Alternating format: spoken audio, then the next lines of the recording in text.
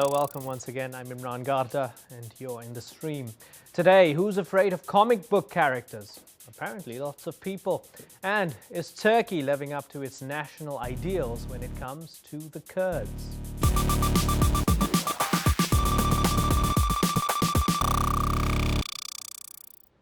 Filling in for Ahmed this week is Malika Bilal. She's looking out for all your live feedback. Hi, Malika. Hi. With her on the couch for a second day running is Turkish blogger and author Mustafa Akyol. Mustafa, you've been touring the US with your book, Islam Without Extremes. I've got it over here. A Muslim Case for Liberty. We spoke a little bit about it yesterday. What's the response been so far from readers and critics? I would say quite positive. In the book, I try to show that freedom and piety are not incompatible, and you can be a pious Muslim and you can be a member of an open, free society. Many people who actually liked the idea supported the book. They said they enjoyed the book a lot because they can find freedom and Islam compatible in their minds, but there are authoritarian elements in Islamic law, and I'm trying to show in the book that how they can be reinterpreted in the modern age. There has been some criticism from very conservative people saying that I'm trying to change things, but whereas I'm just showing the history of Islamic thought and showing that most of the coercive elements in Islamic law came as a result of interpretations, not the core of Islam, which is the Quran. Well, I'm delighted that both our topics today, we're splitting the show into two. Both our topics are directly linked to the themes that you work on, so I look forward to your contribution. Well, I have a book on Kurds in Turkish, so that's the two topics that I've written books about, so it's good. Well, when Al Jazeera Turk is up and running, we will no doubt be interviewing you on that as well. Or you could get us a quick translation. Yeah, after your book I'll give you a brief overview. Okay, well, look forward to your thoughts. Now, as always, you can follow the show on Facebook. It's very easy to do. Just like the stream on Facebook, and then you can share expanded content like this from our next segment. Take a look. 99 stones of light and power scattered around the world. 99 powers beyond imagination.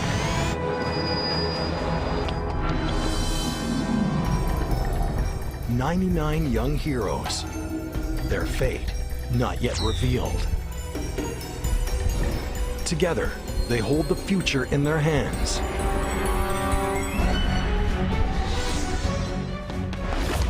But their struggle against evil stretches back through the ages.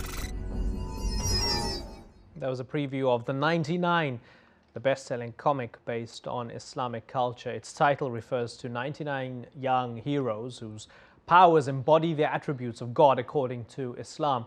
Now, the comic has even won praise from the White House, and with that kind of support, it's not surprising that The Hub, an offshoot of the Discovery Channel, picked up the animated version for broadcast in the United States. However, some right-wing columnists and activists in the United States weren't very happy with that decision. One blogger objected because it was, quote, mainstreaming the institutionalized oppression of women under Sharia. And this is what upset the blogger, this character over here, because you have a niqab wearing, or as the blogger said, burqa wearing superhero. Well, after many attacks like these, the cartoon has yet to get an air date. So the question is, did Islamophobia stop this newest brand of superheroes? Joining us now is Naif Al-Mutawa, the creator of The 99. Naif, welcome to the stream. Good to have you joining us via Skype. Do you think that it was this right-wing pressure that has scuppered your plans to getting people watching this cartoon worldwide? Excuse me, I forgot to put in the microphone, but I think absolutely that's what happened. I mean, the actual sequence of events that happened with the let me repeat that. I'm sorry. The actual sequence of events that happened was basically we had sold the show to the Hub a month before President Obama actually endorsed us, and can you hear me there? Yeah, we can hear you loud and clear. Keep going. So what happened? Sorry about that. What happened basically is we had sold the show to the Hub a month before the endorsement from the president, and in fact, when we got endorsed, we thought, wow, this is kind of the thing that's gonna, really cement our place in the market. And what happened, unfortunately, is that moment is one of the most momentous times of my life. I mean, having the President of the United States talking about your project when you're not expecting it, when you're somebody who kind of plans every minute of your life, was amazing. But what happened is we got brought to the attention of the world, including people who don't like Islam very much, and these attacks kind of spooked our broadcasters. And this is not new in America. In 1970, when Sesame Street introduced an African-American couple for the first time, they got banned in Mississippi. And it took the media, it took the New York Times actually, to name and shame them for doing that, for them to reverse their decision. And it seems like corporate America will hide and appease extremists as long as no one has to know. Naif, I'm wondering, I'm looking at the promo for the 99 as a cartoon series and going through the comic books as well, looking at the different themes. I wonder if it was maybe not a mistake from you to explicitly market it as something representing Islamic culture, Islamic values, the 99 names of Allah. When you look at what else is out there, whether it's Star Wars or Superman or Harry Potter, you see quite clear Christian eschatological themes. You see, messianic themes. There's a superhero, somebody redeeming people, these universal values of good and evil, etc. I somehow wonder if you had to just push it out there as it was without the branding of it as Islamic, do you think people would have any problem with it? What happened to us actually, sometimes in life decisions get made for you and you kind of have to work with what happens. And what happened with us is, I was very lucky to get an interview with the New York Times in early December 2005. We didn't have a broadcaster, we didn't have a product yet. We just had an idea and I had a lot of passion for it. And the New York Times kept saying, Naif, Islam and cartoon is not timely, this is interesting, let's wait and see. But eventually what happened, less than 2 months after my interview, is the world erupted in the Danish cartoon controversy. And all of a sudden, this theme of Islam and cartoon became timely. And next thing you knew, I had this full-page interview in the New York Times, which changed our lives forever. And the thing is, I keep saying in my interviews that my concept is inspired by Islam because I'm Muslim and I grew up as a Muslim. And so obviously my storylines are going to be based on what I know, but there's no religion in the themes. It's very secular as a storyline. But we kind of got put in that box because of the controversy, which is a double-edged sword. I mean, I'm not. Yeah, fair point. Malika, feedback? Well, I wonder, we mentioned right before the show started the character who is, some say she's wearing a burqa. We have a tweet here from someone named Haptum who says, do you think that the airing of the 99 is stalled mainly because of this misguided view of the burqa?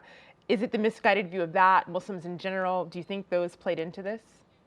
Let me tell you my views on the burqa. I don't believe the burqa is part of Islam. I don't. And I mean, but I respect people who think that it does, but I just don't. But the bottom line is, my concept is supposed to be inclusionary, not exclusionary. And 1/99th or 1% of the 99 wears a burqa. And the idea there is, a couple of them wear the hijab. Most of them show their hair, the girls in the 99. And the thing is, no matter where I go in the world, like back home, I'll get criticized that all the girls aren't covered. In America, I get criticized that a couple are covered.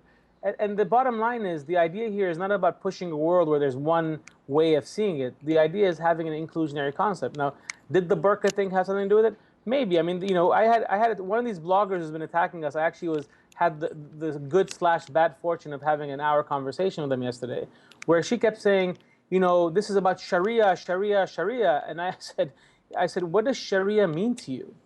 And she said, well, Sharia is the stoning of women and burning them alive. I said, well, on that level, I can tell you I'm fully against the stoning of women and the burning of them alive. Can we get beyond kind of what you think Sharia means here? Because we got financed by an Islamic investment bank during our second round of financing. And that solved problems in the region because some places didn't allow us in and then allowed us in. But by so doing, all of a sudden, we became part of the people who are trying to Sharia-ize America. When in fact, the bottom line is some people intentionally kind of misrepresent what that actually means. Okay, Naif, I want to show the viewers a bit of your journey in creating the 99 and this documentary film that is going to be coming out. This comic has overcome opposition in the Muslim world as well. And that story, of course, is the subject of this documentary. It's going to be airing on Thursday in the US. Let's take a look at Wham Bam, and I can't say Islam because then it doesn't really rhyme. I've got to say Wham Bam Islam. Islam, there you go. Yeah, let me play a little clip here. this 99, there are some idea clash with the Holy Quran terms and with the tradition of Prophet Muhammad. I've just found out from the Saudi Arabian Ministry of Information that the 99 will not be allowed into Saudi. The ministry could effectively kill what I'm trying to do. Was this a doomed endeavor from the start? I mean, were the cultures just so radically different that you can't take something American to an Arab society? Okay, there you go, Wham Bam Islam on Thursday night. That felt quite good saying it in that way. I think I picked up a bit of a southern accent as well while I was saying that. It highlights an important point, is that not only were you facing opposition from those who have specific views of Sharia and very, for want of a better term, excuse the pun, cartoonish views of what Islam is or Sharia is, but also amongst traditionalists within Islam, people who go so far as to say, listen, you can't even depict any images that are related to Islam, to those saying you're muddying the waters here. How can you introduce religious themes and trivialize it with the 99 names of Allah? Where have you faced the most amount of pressure? Who's given you the hardest time, Naif? Well, right now, most of the hard time I'm getting is in the States. I mean, back home, I meant what I said and said what I meant, and have been kind of on the same route for 8 years. This is my 9th year of doing this. And, one fun story when I started is I had one of my relatives call me up and said, Naif, this whole thing with Islam and having characters, you really shouldn't do that. I like the concept. But what you should really do is have the concept, have the characters be bananas and pencils. That would work. And I said to him, Abdullah, don't buy the comic books. It's not meant for you. Just let it go. Let the market decide. But but more recently, kind of our resistance has been here in the U.S. and it's been kind of interesting for me, kind of going through that process, because it's one thing if mainstream America kind of was against us. I'd understand that, but we've been covered positively in pretty much all of the world's press, all of the American press. I mean, New York Times has covered us 5 times, Time Magazine 4 times, same as Newsweek, we were on the cover, Forbes, just amazing, amazing reviews. And in the end, it took 4 or 5 kind of extremists to get in our way. And I'm like, really? That's how America works? One of my favorite criticisms of the 99 was someone who warned, we can't let the Muslims brainwash our children like the Mexicans did with Dora the Explorer. Like, really? That's what it takes to scare America? I mean, really? Come on. Yeah, my daughters know how to count to 10 in Spanish now, so via Dora. So if that's brainwashing, I don't know. Well, if she counts 10 backwards, she's going to blow something up, right? Let me get a quick comment from Mustafa here, because a lot of this is up his alley with regards to his book as well. Well, sure. I very much support what Naif is doing, and I think this is very important. I mean, because this idea of superheroes is a very American thing, Supermans and Batmans, and they actually reflect a individualistic culture in which individuals matter and they change things. So I think by creating an Islamic version of that, he is culturally injecting some so-called Western, but I think universal ideas like the role of individual into a Muslim civilization, which used to be more communitarian. But I think that communitarianism doesn't come from the core of Islam, but from historical, experience of the Muslim community. That's one thing. The second thing is, there's this fear about the word Sharia. I mean, there are terrible things done today in the name of Sharia, and like with Naif, I'm against those. But like refraining from pork is a part of Sharia as well. So I think it should be understood as maybe the halakha of the Jews. I mean, it's a life code. It has different interpretations. Some are very orthodox and wear things like the burqa. And again, what is important is not to force women to take off burqa, but having a pluralist culture among Muslims. Some will wear a burqa unless she's forced to do so by really males. Some will wear a headscarf, some will not. And I think it's the characters here, which are really pluralist in that sense, is a good reflection of that. Finally, sometimes women wear the burqa or the headscarf because they want to state their belief in their tradition. And in Turkey, we had feminists which wanted to save Muslims from headscarf. It's like a political message. But Islamic feminists said, no, we are wearing this because we want so, and we don't accept the state imposing us any law about that. Okay, well, we've got to put this topic to bed, unfortunately, because we've got another topic coming up in the second half of the program. So, Naif, we're going to thank you for your contribution. I look forward to watching Wham Bam Islam, and look forward to talking to you in the not-too-distant future. Inshallah. Thank you so much for your time. Thank you. Naif Al-Mutawa joining us there. Now, of course, you can share your story ideas with us. You can tweet us using the hashtag AJStream, and we could include your idea on the show.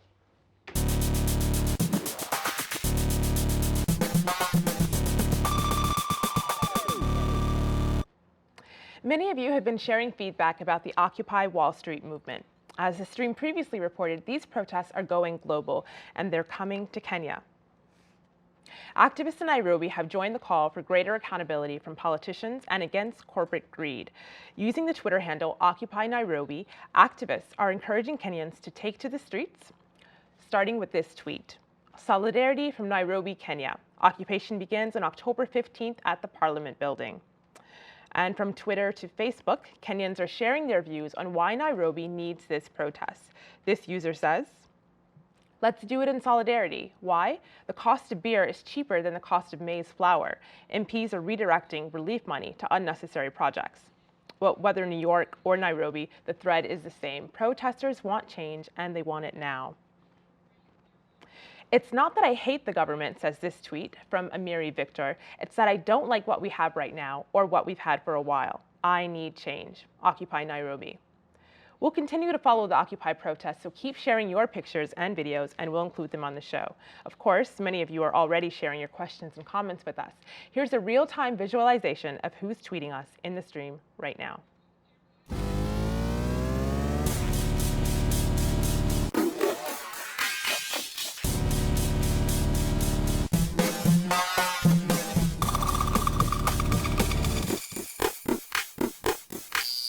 Now, Turkey has been talked about as a model for the Middle East and, of course, the larger Islamic world. Its pragmatic foreign policy, defense of Palestinian rights, and tough talk on Israel has won Prime Minister Recep Tayyip Erdogan many fans.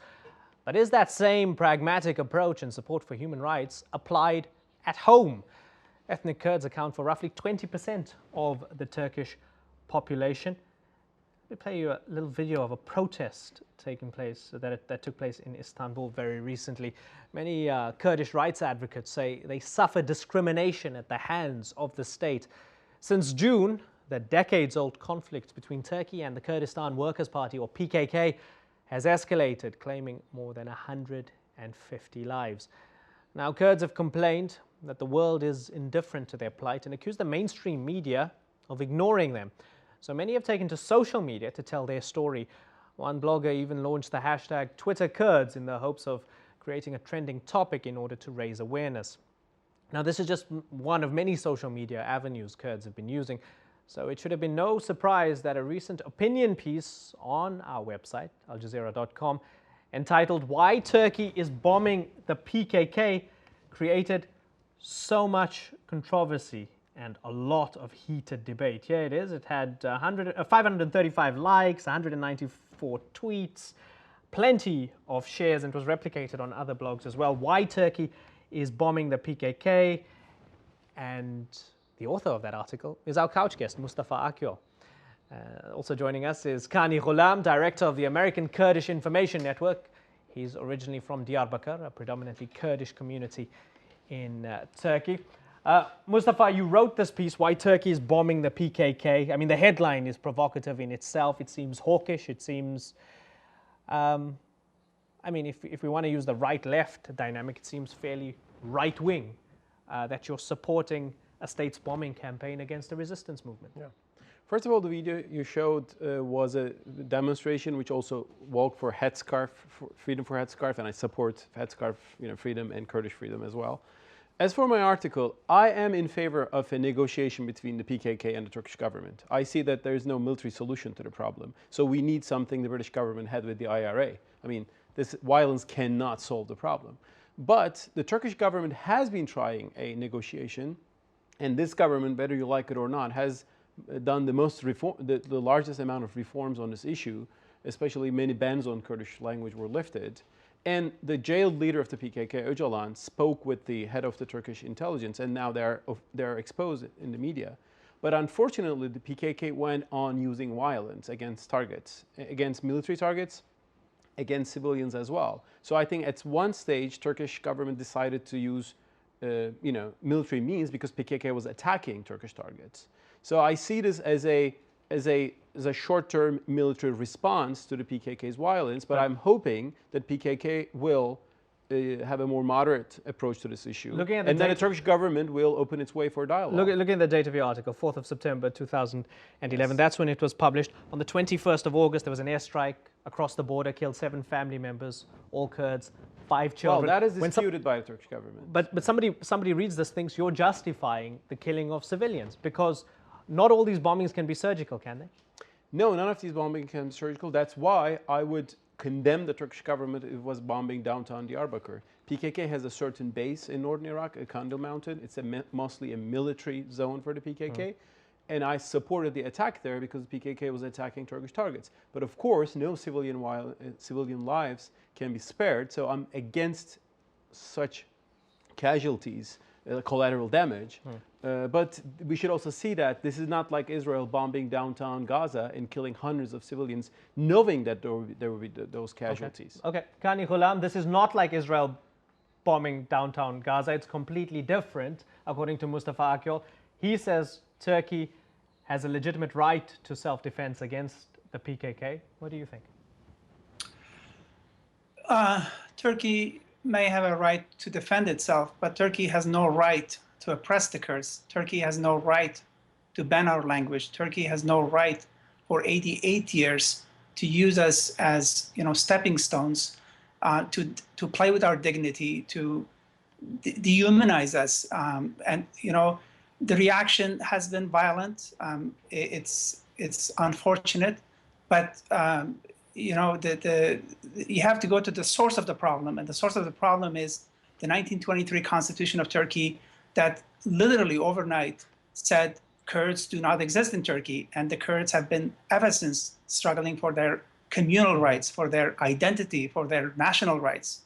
Kani Ghulam is saying that the source is based in this cultural baggage. It's an institutionalized oppression of the Kurds. And he's absolutely right. I mean, I am against the Turkish 8-year-long policy of forced assimilation on the Kurds.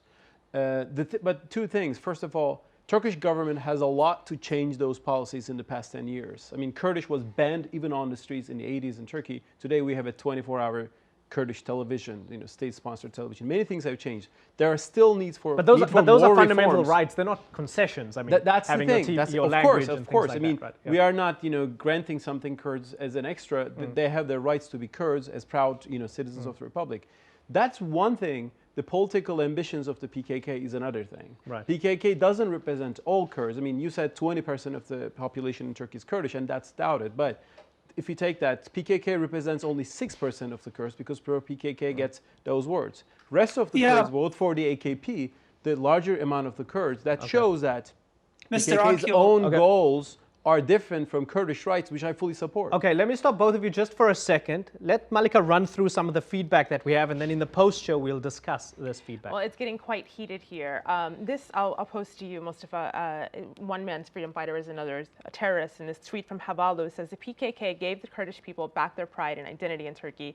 They're not terrorists, but freedom fighters. And one from Ruwaido Mustafa says, how can the Kurdish people negotiate, as you suggested a little bit earlier, with a government that doesn't recognize our culture, our heritage, and our language? Okay. Well, I think people define terrorism and freedom fighting different things. I have a clear definition of terrorism. If you attack civilians, you are a terrorist. I understand and oppress people fighting a military. I understand that right. But the PKK has killed so many civilians in Turkey as well, including Kurdish civilians who refused to support the PKK. Whole villages were massacred against the Kurds, which the PKK considers as traitors. Okay. So that's the problem. Okay. Yeah, Kani Mr. Ghulam, in 20 seconds, please, and then we'll continue in the post-show. 20 seconds to answer. When Obama met with Ahmet Turk, the Kurdish deputy in Ankara, Mr. Turk gave Obama a list of 17,500 Kurdish activists who had been murdered. What accounts for that? Okay, fair point. We'll get Mustafa to mull over that during the short break. Unfortunately, we've reached the end of the time that we have for the TV show. Be sure to join us next time. If you want to continue to watch this discussion, stream.aljazeera.com. Don't go away.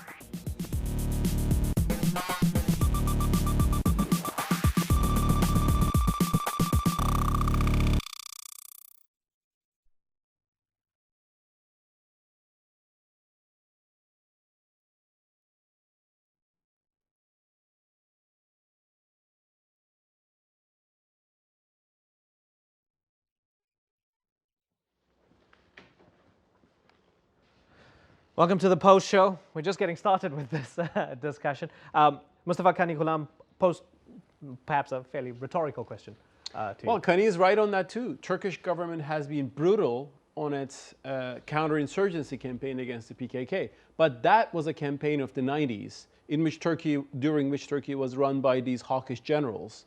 And that's what has changed in Turkey. The thing is, now the AKP has a counterinsurgency campaign too, but that's carefully directed at PKK targets, not carried out by these extrajudicial murders. So Turkey has changed. Okay. That's, I think, what Kurdish activists, pro-PKK, at least people should see. Okay. Kani Ghulam, Turkey has changed. Things are different under the AK Party and Erdogan and Abdullah Gül. In 2003, Turkey supposedly changed its laws about the Kurds. And do you know what it said? Languages other than Turkish can be taught and spoken in Turkey.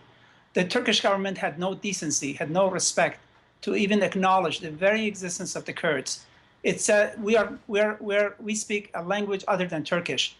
You know, we don't want to be the tail of the Turks. We want to be the equals of the Turks. Turks and Kurds, you know, if your guest is an Islamic scholar, chapter 49, verse 13 of the Quran says, I God created languages, tribes, peoples, so that they get to know each other. Turks do not want to get to know us. They want to dominate us. They want to shove their language on us. They want to shove their culture on us. And we don't want that. We don't like that, and we resent that. Well, I'm with Kani with all these feelings. I mean, I accept that, you know, Turkey has been so unjust, so tyrannical on its Kurdish citizens. That is a phenomenon of the Turkish Republic, not the Ottoman Empire. Are you fighting it, sir? I am fighting it, sir. I just read your book. You talk about mujahids have become mutahids. The Islamists have become entrepreneurs.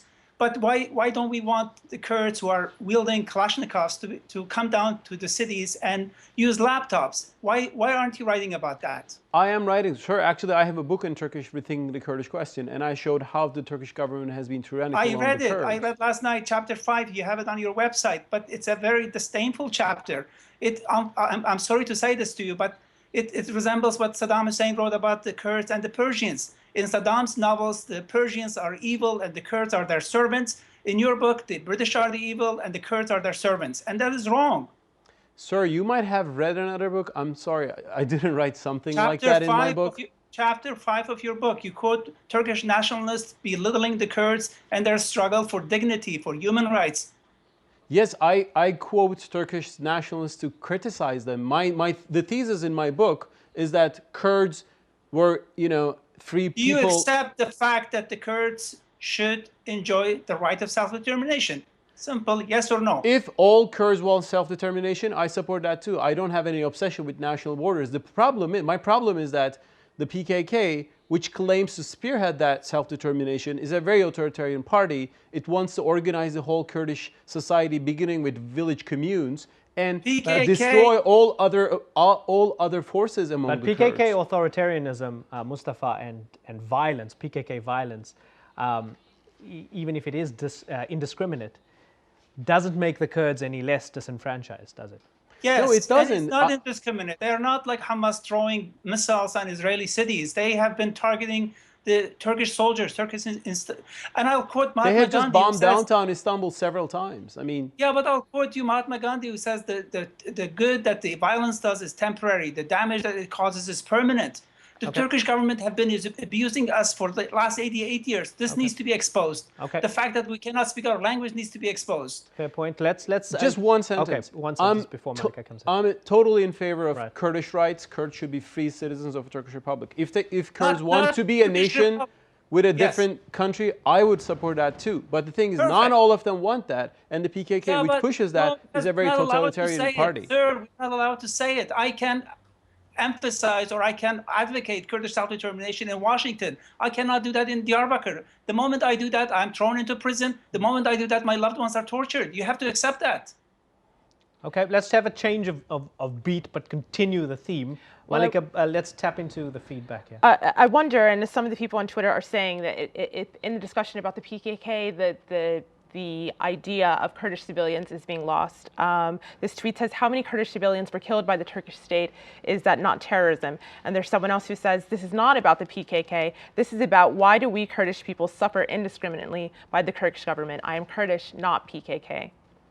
I wonder, Mustafa, if you'd want to speak to that. Here are again two dynamics that is confused. I mean, Turkish government, I think, has the right to defend itself and its people against terrorist attacks. This won't solve the problem. Kurds have rightful demands for their culture in the beginning. And if they even want total independence, I would support that. If they want a free Kurdistan in southeastern Turkey, I would support it. The problem is, it is not that easy. More Kurds live in Istanbul right now than in any other place. So it is very hard to divide these countries, which would be a very tragic scenario. So my dream is a free Turkey in which everybody, including Kurds, with their full rights, will be full, equal, free citizens. Well, and if they want a separate country, that's fine, but really that's very tragic. And just remember how India and Pakistan was separated. Okay, Kani? But that doesn't mean that the Turks have to be our overlords. That doesn't mean in Turkey that doesn't mean, for example, there are 60 television stations in Turkey, but there's only one Kurdish television station in Turkey. That doesn't mean there are more Kurds living in Baghdad too, but that it still means Iraqi Kurdistan is now technically a free state. And we want to have the same in Turkey, and what's wrong with that? Okay. Mustafa, I want to address the issue of Turkish foreign policy. A more confident Turkey now on the global stage, particularly in the Middle East and in the Muslim world. Recep Tayyip Erdogan championed in the Muslim world for his defense of the Palestinians. You had the flotilla incident, which really sort of scarred the Turkish, it sort of pricked that Turkish anger, both secular and religious, because 9 Turks were killed by Israeli commandos on the Mavi Marmara. Those that say that Recep Tayyip Erdogan is being disingenuous by championing the Palestinian cause and talking about Israel oppressing the Palestinians in Gaza and in the West Bank, yet failing to get his own house in order. What I hear quite often in intellectual circles is people saying, oh, well, ask the Kurds about human rights. They'll tell you about Turkey's commitment to human rights. Do you fundamentally reject that there's a hypocrisy at play here? Well, I think all states in the world are hypocritical to some extent. But I think Prime Minister Erdogan on this particular topic is not disingenuous. I mean, he did the most important, phenomenal reform on the Kurdish issue, and he just really unclenched his fist and showed it to the Kurdish radical PKK movement. But it didn't work for various reasons. He was blamed by Turkish nationalists to be a traitor, who sells the country to the Kurds. There are more Kurds in Erdogan's party than in any other party in Turkish political spectrum, and that's why he gets so many votes from Kurds who live in the eastern Turkey or who live in western Turkey. Yes, he should do better, but when the PKK was hitting back and PKK was killing people, he could not have done anything other than using military means. But I think he knows that there is no military solution to this problem, and the solution of the problem will be possible if all the Kurdish citizens of our country will be satisfied. The question is, how will we do that, and how we will also. But satisfaction of the Kurdish people is maybe not the same thing with the satisfaction of the PKK. It's a different thing. Okay. Kani Ghulam, satisfaction of the people. The people's aspirations are not the same aspirations of the PKK. Asking Erdogan for Kurdish rights is like asking a blind man for directions. He doesn't believe in it. He cannot fake it. He doesn't have the heart for it. He shed crocodile tears for Gazans. He absolutely didn't say anything about the 7 civilians that were killed in Iraqi Kurdistan by his bombers, by his fighter jets. As far as the PKK is a symptom, is a problem. There's a saying that the horizons of the oppressed are determined by the oppressors. PKK, leader or leadership, they have been repeatedly, for 8 times, they have declared ceasefires. Since 1999, when their leader was arrested and kidnapped and imprisoned in Imrale. But the government of Turkey simply didn't want to take these ceasefires into consideration. Mustafa, do you believe those ceasefires were not in good faith by the PKK? It is hard to know. PKK sometimes declared a ceasefire, then a splinter group within the PKK or a more radical group in the PKK just slaughtered Turkish soldiers, and the Turkish government had to do something. You know this. This happened many times. I know that. Yes, sir. I know that. But Mr. Erdogan, if he really truly wants to resolve this issue the way he wants the Gaza issue to be resolved, he can do it in 24 hours. Literally, he can't do that in 24 hours. Can you do it in 24 hours, Mustafa? I think nothing in the world can be sold in 24 hours. I think we Okay. are like the IRA and the British government. They began a process which lasted for 9 years, and there were times that the more radical groups in IRA attacked, and the British government had to respond. Ultimately, I want a political settlement between the PKK and the Turkish government. But the PKK has to behave for that and stop using violence. This is a Turkey right now. You can discuss all these issues freely, and they should use a democratic opportunity, not block the peace process. Yeah, you see, you say that PKK should behave, but you don't say like Turkish military should behave. I'll give you an example. In August of 1999, the PKK declared a unilateral ceasefire. Öcalan from his prison cell said his fighters should leave Turkey. And you know what the Turkish military did? They set up traps. They killed 250 of them on the way to Iraqi Kurdistan. You know, that's bad faith. When somebody says, I will have a ceasefire, and you don't honor that, and then you cry out saying that, you know, PKK is a terrorist organization, no one will take you seriously. That is the Turkish military, which was acting on its own until a few years ago. The Turkish military was an actor in its own and was doing what it wanted to do and was hawkish all the time. But now, I'm saying Turkish policies have changed. No, but I'll give you another example. In the spring of 2011, 48 Kurdish PKK fighters were killed. These people did not engage in attacking. They were simply taking care of their logistics and engaging in self-defense, as they call it. No one in the Turkish media talked about these 48 fighters until June 12. Only when the Turkish fighters got killed, Turkish soldiers got killed, all of a sudden, the hell broke loose. And Erdogan says, you know, I'm going to chase them all, even to the gates of hell. Well, that's fate. That's not a seeking solution. That's engaging in the old Turkish military's, you know, jingoistic talk. Sir, I agree that people on the Turkish side only see Turkish suffering, and people on the Kurdish side only the suffering on that side. I agree that there's a bias there. But I should also say, no government can allow just armed people walking in its territory, and when they come to contact with the military, clashes happen. So I'm sorry for the losses on the PKK side as well. I mean, I see them as terrorists, but I also see them as human beings. I wish they left, you know, their arms and a political settlement was possible. I'm saying that PKK should give this government a chance. And there's one thing that the PKK makes the PKK very anti-AKP. AKP gets so many Kurdish votes that the PKK sees the AKP as its own rival. Okay, okay. Kani, there's a minute left on the post show, so I'm going to let you wrap things up for us. This is your final thought for us. Go ahead, Kani. Erdogan is getting some Kurdish votes correct. My own mom voted for him, okay? But she thought he had the fear of God in his heart. This guy is a hypocrite. This guy doesn't believe in the Kurdish rights. This guy thinks the Kurds should submit to the Turkish yoke forever. And that gets us nowhere. Okay. I'm going to stop it there. I wish we could go on and on because I was thoroughly engrossed by this. It was an absorbing discussion. And I'm glad that we offered the opportunity here on the stream to have this discussion. Kani Ghulam, thank you very much for joining us. Mustafa, it's been great having you on the program. Yesterday, great to be here. Yeah, good hearing your thoughts. Nice to pick your brain. And I guess I'm going to have to read your book after all. You're welcome. Mustafa Akhtar joining us. Malika, thanks for joining us again. You've still got tomorrow and all of next week as well. Exactly. So I'll see you tomorrow. You're really enjoying this, aren't you? I am. Don't tell Ahmed. Well, thanks for joining us. We hope you enjoyed that program as much as we did. You can re-watch it in a couple of hours when it's reposted, or else we'll see you next time. Bye-bye.